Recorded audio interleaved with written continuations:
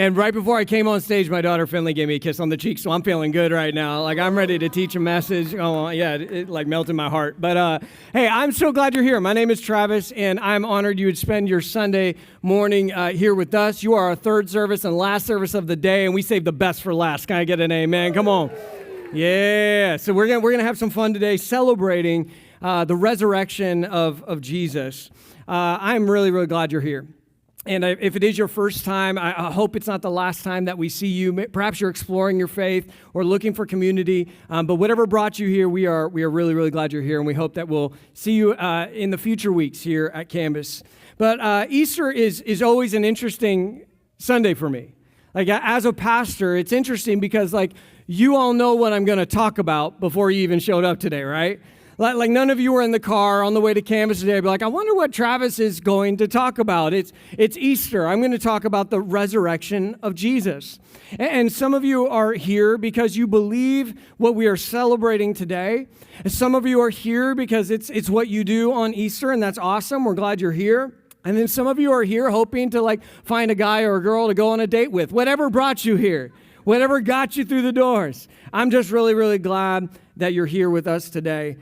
Because today we are celebrating something that millions and millions of people all around the world at this very moment are celebrating with you, and that is the resurrection of Jesus. Easter is about a single event and how this single event has led to a ripple effect across the world and across generations. And you should know, and it might sound odd, but we don't believe in the resurrection simply because the Bible tells us so. I know that maybe sounds weird from a pastor in a church on Easter saying that we don't believe in the resurrection because the Bible tells us so. In fact, it's the other way around. We don't believe the resurrection because of the Bible, but we believe in the Bible because of the resurrection. Like, if it weren't for the resurrection, we would not have the Bible. If it wasn't for the resurrection, we would not have a church, which means if it wasn't for the resurrection, I would not have a job. I'd be working at like Apple or for the Warriors or Taco Bell, one of my favorite places, right? See, the reason we're here today is because we're celebrating the story that's at the center of the Christian movement, and that is the resurrection of Jesus. But we don't believe it simply because the Bible says it happened. We believe it because of the eyewitness accounts of those who were there, who saw the risen Jesus with their own eyes and documented it. We believe because of a man named Matthew, who was a former tax collector who became a Jesus follower in the first century. And he gave an eyewitness account, not only of the life and teachings of Jesus, but also of his resurrection. We believe because of the eyewitness of Mark, who traveled with Peter, who was one of Jesus' closest disciples. And Peter relayed the story of Jesus' life and teachings and also how he raised from the dead. We believe because of a man named Luke, who's a doctor who thoroughly investigated everything about Jesus' life, including the resurrection. We believe in the resurrection because a man named John documented the life of Jesus, which he saw with his very own eyes, including the resurrection. We believe in the resurrection because a man named James, who also happened to be the brother of Jesus. This is my favorite. The brother of Jesus believed that his own brother was the Lord. Like, what would your brother need to do to convince you that he's the Lord? I mean, the fact that James, the brother of Jesus, believed that Jesus was not just a good guy or a good teacher, but was actually God, may be the greatest evidence of all. We believe because you had a man named Paul, who at one point hated Christians until he eventually became one, not because of what he read or because of a sermon he heard, but he became a follower of Jesus because of something he saw. He witnessed the risen Jesus. This is why we believe what we believe about the resurrection. It's why we're celebrating what we're celebrating today. Now, I get it. You might be here, and the idea of like the resurrection, it's not so much that it's too good to be true, but in the back of your head, you're thinking it's too impossible to be true. Like, dead things stay dead. And maybe you're here and you're thinking that today. I want you to know my aim today is not so much to prove to you that Jesus rose from the dead, because the truth of the matter is I cannot definitively prove to you that Jesus did rise from the dead. But you can't definitively prove that he didn't. So I guess today we're both going to take a step of faith, and we're both going to choose to believe in something. The question I want to pose this morning, this Easter, is what if it's true? What if the resurrection did happen? And if it did happen, Why would it even matter for our lives here and now? And this question matters because if Jesus didn't rise from the dead, then he would have been just a radical rabbi that went off the rails. If he didn't rise from the dead, he would have just been another wannabe Messiah in a long line of wannabe Messiahs who died and stayed dead.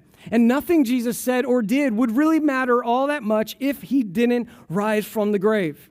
But if he is who he said he was, and by the way, Jesus never just claimed to be a good guy or a good teacher, have some good ideas about how to live a good life. Jesus made this radical claim that he was God with a bod, right? Like he was God in the flesh.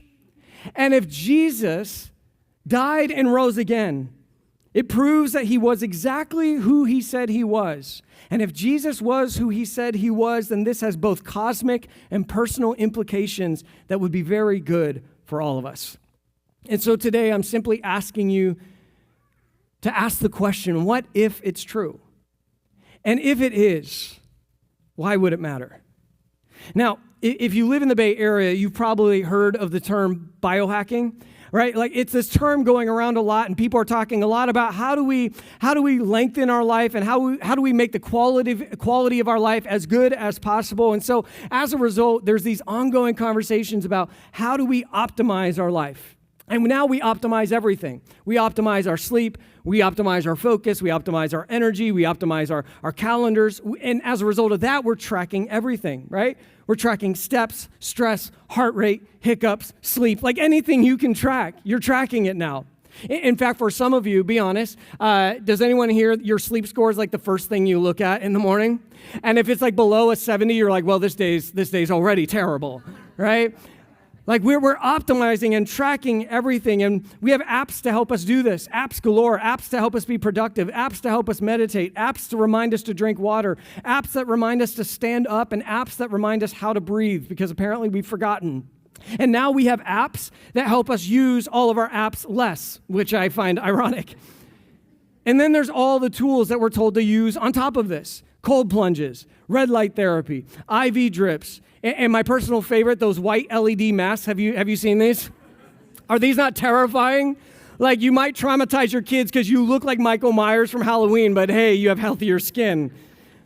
But even with all our hacks and our approaches and tools and apps, like we all know something. We may not agree on everything, but we know this to be true. And that is that you can improve your life, and you should go for it. But even though you can improve your life, the reality is none of us can avoid death. Well, happy Easter, everybody. How we feeling, right? You see, we got to talk about it, though, right? Because this is the tension of Easter. This is the rub with Easter, if we're being honest, because you're here probably because you like Jesus' teachings. You probably believe Jesus was a really good guy. You're good signing off on those things. But for many of us, like the fork in the road is the resurrection. You're not so sure about that because it just seems too impossible to be true. And what's interesting is if you're here and in the back of your head, you're like, I'm here, but I don't know if I believe it. I'm here, but I don't know if I really buy into the story that Jesus died and then defied the one rule we all know all of us must face, and that is that we will face death. He defied it and rose again. If you're thinking that, then I want you to know you're not alone, not only in this room, but throughout the human story. In fact, those who followed Jesus, who walked with him, who talked with him, who ate with him, who listened to his teachings, who saw him do miracle after miracle, even they did not believe that Jesus was going to rise from the dead. How do you know, Travis?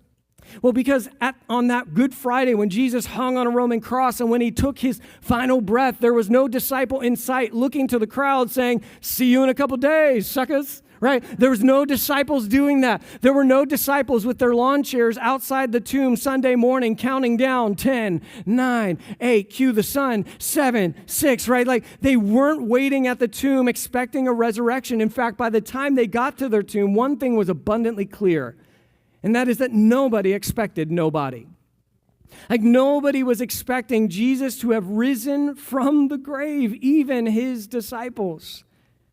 See, when you read the gospel accounts, They don't read like people trying to tell us a fairy tale. They don't read like people spreading folklore or Jesus propaganda. No, when you read the gospel accounts, especially of the resurrection, it's frantic. It's scattered. You have some details over here that aren't included over here, and it really reads like people who have experienced something that none of them had a category for.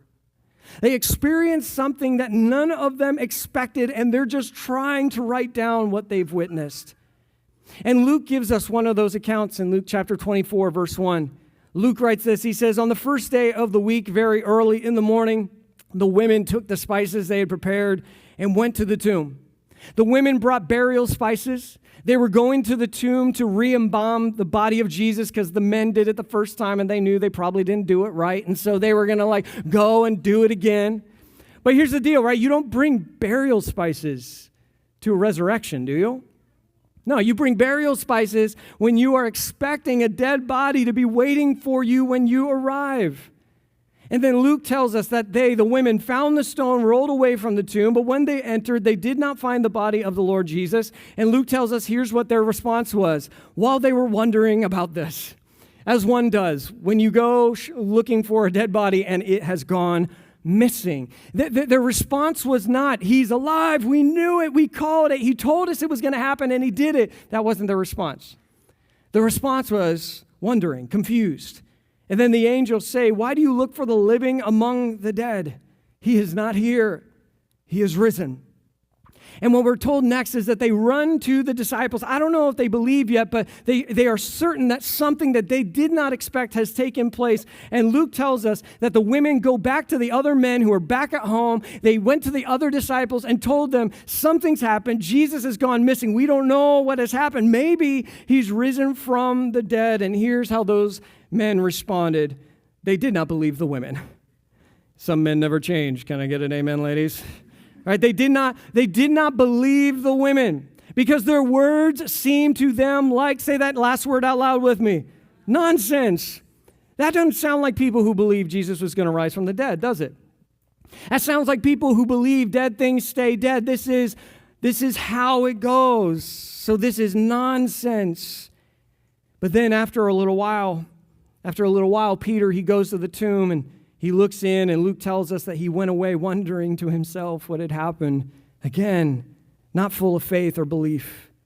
But after a while, the disciples saw the risen Jesus multiple times, and they believed he has risen, like he is really alive. And so they start spreading the word to the other disciples who had not seen Jesus yet.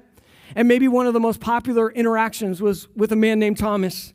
They go to Thomas and they say, "You'll never believe it. The tomb is empty. Jesus is alive. He is risen." And here's Thomas's response in John 20, verse 25.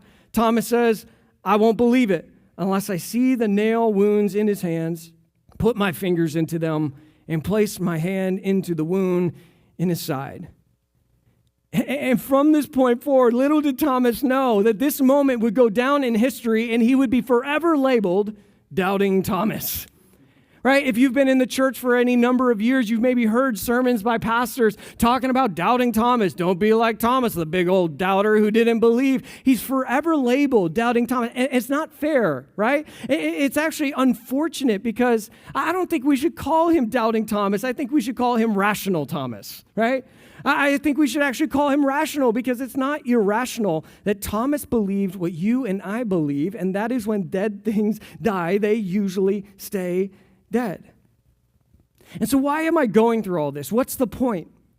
Because I want to propose that perhaps the greatest evidence of the resurrection of Jesus is not simply because the Bible said so, but the greatest evidence that Jesus rose from the dead is that there was this group of men who were hiding behind locked doors because they were afraid of Rome, because Rome just took the life of their leader Jesus on the cross, and they were certain that he was still dead.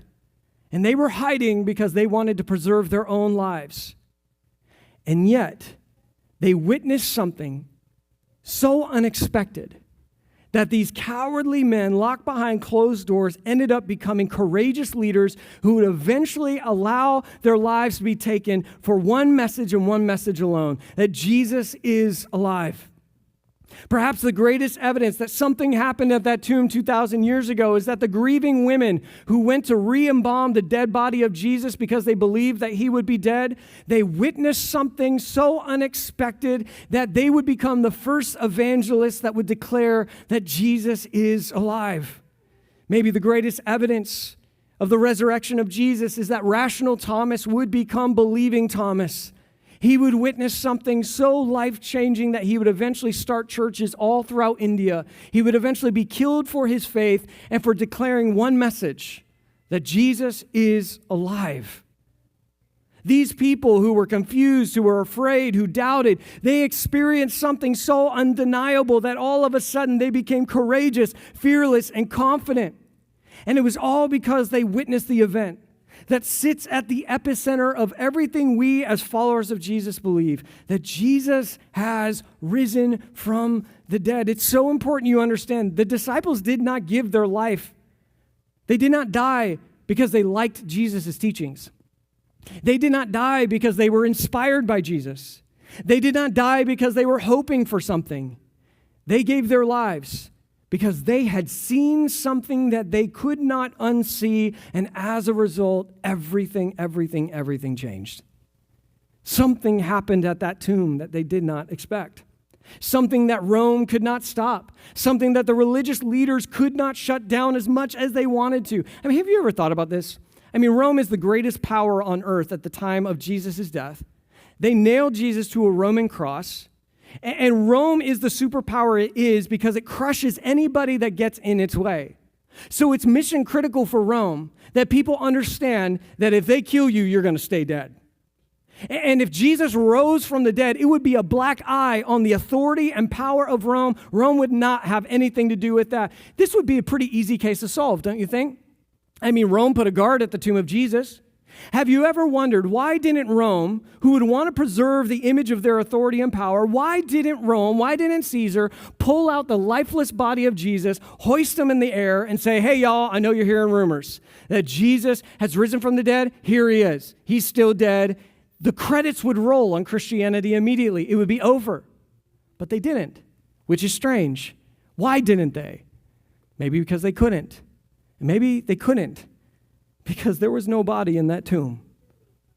See, in Acts chapter 5, the religious leaders who condemned Jesus to die, they're trying to figure out, how do we stop this Jesus movement? How do we stop this story that he's risen from the dead?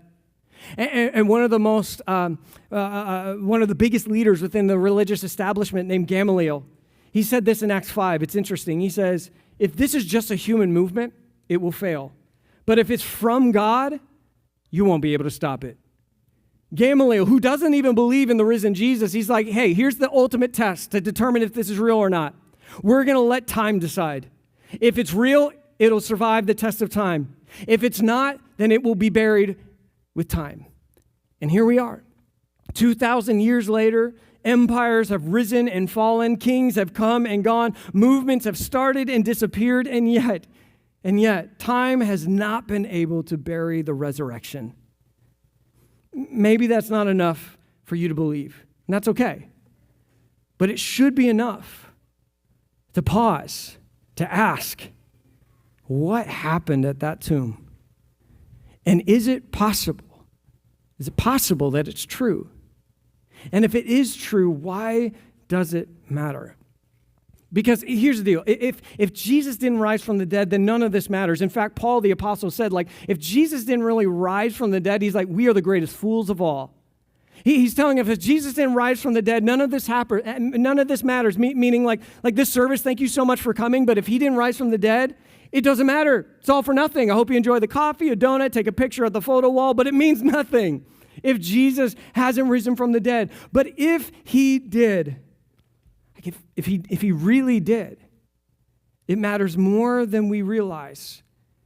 And it has cosmic implications, and the implications are so good for the world, because if Jesus really did rise from the dead, it means sacrificial love is greater than violence. It means injustice will not get the final word. It means evil and corruption does not and will not win. And here's the best part. If he really rose from the dead, it means that God is actively involved in taking the world somewhere. And if this is true, it also matters personally. And the implications are so good for you as well. Because if this is true, then it means Jesus did not come to offer us good advice. He came to offer us good news. What's the difference? Good advice is about what you need to do in order to change. Good news is about what has already been done on your behalf and how everything has changed as a result. If it's true, it means your past doesn't define you. If it's true, it means your worst moment is not your final moment. If it's true, it means anything is possible. If it's true, it means that if there's something in your life that feels lifeless and dead, that is the perfect space for God to show up and do a miracle.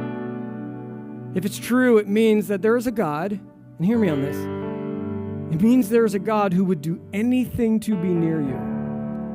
If it's true, it means that this God was willing to tear open the fabric of space and time in order to be close to that which he loved the most. And what does God love the most? It's you. It's me. It's people. You might have been told in a church one time that your behavior is God's top priority, but I want to tell you, you are God's top priority. If it's true, it changes everything. And maybe you're here and you're still not ready to say, I believe all this. That's okay. Because Jesus will meet you even in your uncertainty. You know, one thing I love about Jesus is certainty is not a prerequisite to us having a relationship with him. If we had to be certain about all things in order to know Jesus, none of us would know Jesus. I don't know about you. I got more questions than answers. I don't know why things happen the way they happen. I don't understand it all. And yet, even in my uncertainty, God meets me right where I am. And how do I know this? Because he did the same for rational Thomas. When Thomas is doubting that Jesus is risen from the dead, what I love is Jesus doesn't show up after he believes. He shows up before he does. And here's what Jesus says to Thomas.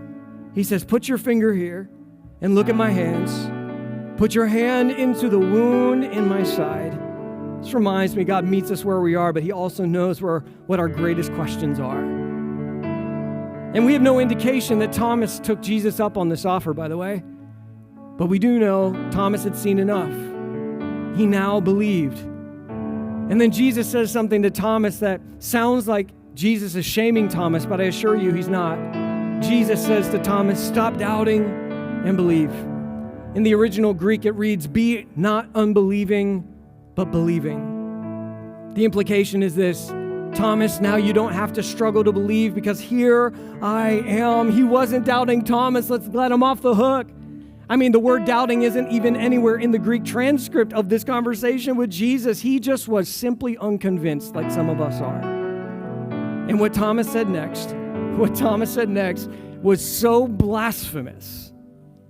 No Jewish man would have ever said it because it would have been putting his very reputation and life on the line. But Thomas says it, and you only say it if you believe it's true.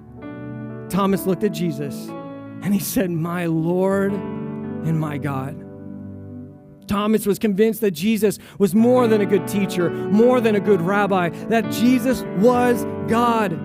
In fact, he was so convinced that he gave his life for the message that Jesus has risen because Jesus is God. Something changed in the minds of these cowardly, confused, dead people stayed dead. This is nonsense believing people. And as a result, they gave their lives telling the world that we don't need to wonder what God is like. And we don't need to wonder who God likes, because we can know what God likes and who God likes by looking at Jesus, because he died, he rose again, and he is God. And then Jesus takes his attention off Thomas. And he begins to speak to the rest of the room. In verse 29 of John 20, he says, because you've seen me, meaning you didn't believe me because of the empty tomb. You didn't believe when you heard the rumors. No, you believed when you saw me. And then Jesus almost, you can imagine, it's like he stares into the middle space. He's looking beyond his disciples, looking beyond Jerusalem, looking beyond Judea, and even beyond Samaria. He begins to look beyond even the first century, and it's like Jesus stares into the future and begins to speak to us because he saw us coming. He saw us struggling to believe. And here's what Jesus says to the future. He says, blessed are those who have not seen and yet have believed. Blessed can also mean happy or content. So he says, blessed are those, happy are those, content are those, hopeful are those, comforted are those who have not seen and yet have believed. And we believe. We believe that Jesus died and rose again on that third day, but we believe not because the Bible tells us so. We believe because of the eyewitness accounts telling us so. We believe because of the sacrifices and devotion of the men and women of Matthew, Mark, Luke, John, James, Thomas, Paul, Peter, Mary, Martha, who would give their lives not for something they heard or inspired them, but something they witnessed that changed the trajectory of their life. We believe because time has not been able to bury the resurrection. For the past 2,000 years, this story has changed people and has changed the world. And what do we believe? We believe what those original followers of Jesus believed, declared, and gave their life for. We believe in the resurrection of Jesus. So my invitation today, it's simple. And it's not to try and force you to believe something that you're maybe not ready to believe. My invitation is so much more simple than that. Here's my invitation today. Follow Jesus. Follow Jesus. Follow Jesus. That's my invitation, because I'm convinced that if you will just follow Jesus, even if you're uncertain and unconvinced, but you're like, I will follow Jesus, I'm certain you will come to the same conclusion that those first men and women came to. You will come to the same conclusion that I have come to. You will come to the same conclusion that many of us in this room have come to as well. And that is that Jesus is God. And this God is good, and this God is great, and this God is alive because Jesus has risen indeed. Come on, can we put our hands together if we believe that this morning?